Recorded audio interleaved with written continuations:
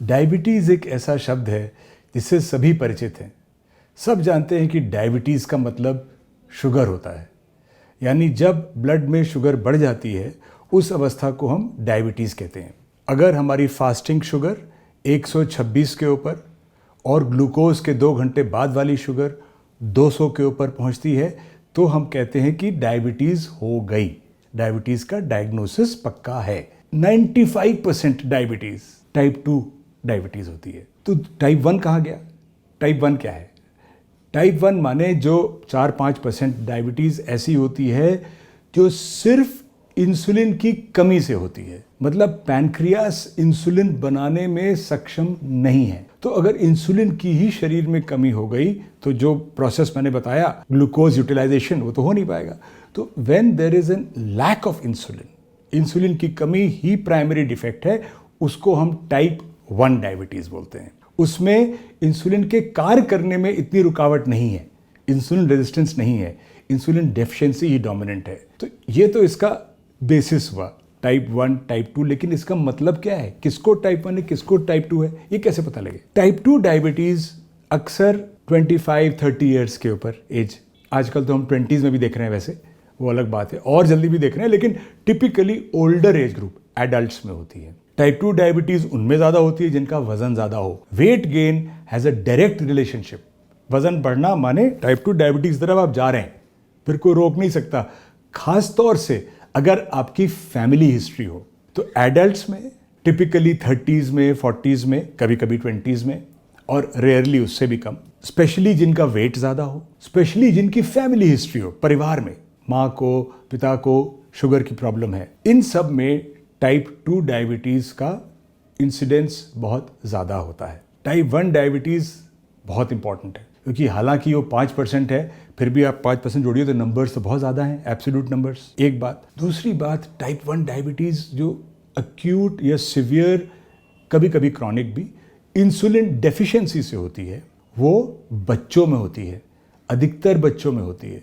मतलब उन बच्चों में किसी कारण उनके पैनक्रियास पे अटैक हुआ, वायरल इन्फेक्शन से शुरू हुआ, या ऑटोइम्यूनिटी से हुआ, या कारण नहीं भी पता है, फिर भी पैनक्रियास में जो सेल्स इंसुलिन को बनाते हैं, जिनको हम बीटा सेल्स बोलते हैं, वो सेल्स नॉकआउट हो जाते हैं। तो इसके माने इंसुलिन बनना ही बंद हो गया। जब इंसुलिन बनेगा ही नहीं तो शुगर तो बढ़ेगी ही, और उनमें शुगर बहुत ज़्यादा भी बढ़ जाती है। अगर मालूम ना पड़े, क्योंकि बच्चों में अक्सर लोगों को शक नहीं होता कि डायबिटीज़ है, तो बहुत ज़्यादा बढ़ जाती है। और अक्सर वो पतले दुबले होते हैं, अक्सर उनमें फैमिली हिस्ट्री नहीं होती, फिर भी तो पतला दुबला बच्चा है, खेल रहा है, एकदम से उस ज़्यादा यूरिन पास करने लग गया, प्यास ज़्यादा लगने लग गई, भूख ज़्यादा लगने लग गई, वज़न कम हो रहा है। ऐसे बच्चे टाइप 1 डायबिटीज़ के शिकार होते हैं। उस पर शुगर चेक करना बहुत ज़रूरी है, और इसमें इसलिए ज़रूरी है कि अगर ऐसे बच्चों को इंसुलिन नहीं मिलेगी तो उनके लिए खतरा हो सकता है, वो बेहोश भी हो सकते हैं, और भी उसके आगे भी खतरा हो सकता है। तो insulin is life saving for type 1 diabetes.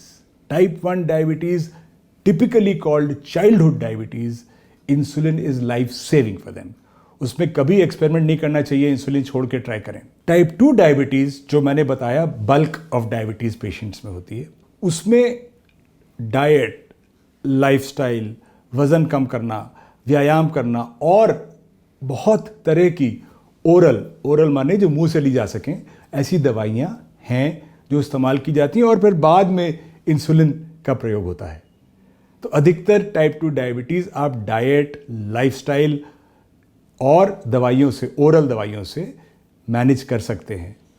कुछ में इंसुलिन की आवश्यकता भी पड़ सकती है। फिर भी एक सवाल है, ये तो टाइप 1 तो आपने क्लियर कट अलग कर दिया, पर टाइप 2 जो एडल्ट्स में होता है, इतने सारे लोगों में एक सी बीमारी है कि इसमें भी कई प्रकार होते हैं। तो टाइप 2 डायबिटीज़ में भी कई प्रकार होते हैं। पहला तो ये कि एडल्ट्स में टाइप 1 भी हो सकती है।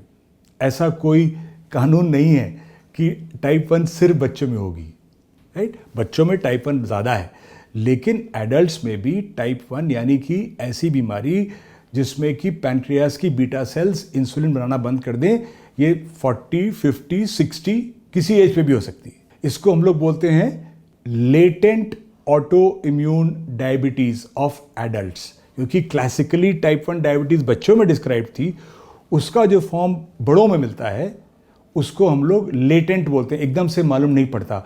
सबसे पहले शक लोगों को यही रहता है कि टाइप 2 है, बट एक्चुअली उनको टाइप 1 मतलब एडल्ट्स में भी इंसुलिन की कमी वाली डायबिटीज़ हो सकती है और हम काफ़ी देख रहे हैं उसको। तो इस तरह से ये तो एडल्ट्स में टाइप 1 हो गया, लेकिन एडल्ट्स की टाइप 2 जो होती है उसमें भी कई प्रकार होते हैं। किसी में सिर्फ वज़न से ही हो रही है, कुछ और नहीं है, सिर्फ वज़न बढ़ गया इतना कि शुगर हो गई। किसी में इतनी स्ट्रांग फैमिली हिस्ट्री है कि वज़न नहीं भी है तभी भी हो गई। किसी में कुछ प्रकार के जेनेटिक डिफेक्ट्स होते हैं, तो उसमें भी कई प्रकार के होते हैं। मतलब ये डिपेंड करता है टाइप 2 में कि क्या हमारी इंसुलिन की डेफिशिएंसी सीवियर है या रेजिस्टेंस सीवियर है, उनका जो बैलेंस है, और दोनों होना ज़रूरी है टाइप 2 डायबिटीज़ में, तो उस पर निर्भर रहता है कि किस प्रकार की टाइप 2 डायबिटीज़ है। ये डॉक्टर के लिए जानना ज़रूरी होता है क्योंकि इलाज में, ट्रीटमेंट में थोड़ा फ़र्क होता है। तो ये बेसिक डिफरेंस है टाइप 1 और टाइप 2 डायबिटीज़ में। एक तीसरे प्रकार की डायबिटीज़ भी होती है जो प्रेगनेंसी में होती है, जिसको जेस्टेशनल डायबिटीज़ बोलते हैं। वो सिर्फ प्रेगनेंसी में ही शुगर बढ़ती है और अक्सर डिलीवरी होने के बाद शुगर कम हो जाती है।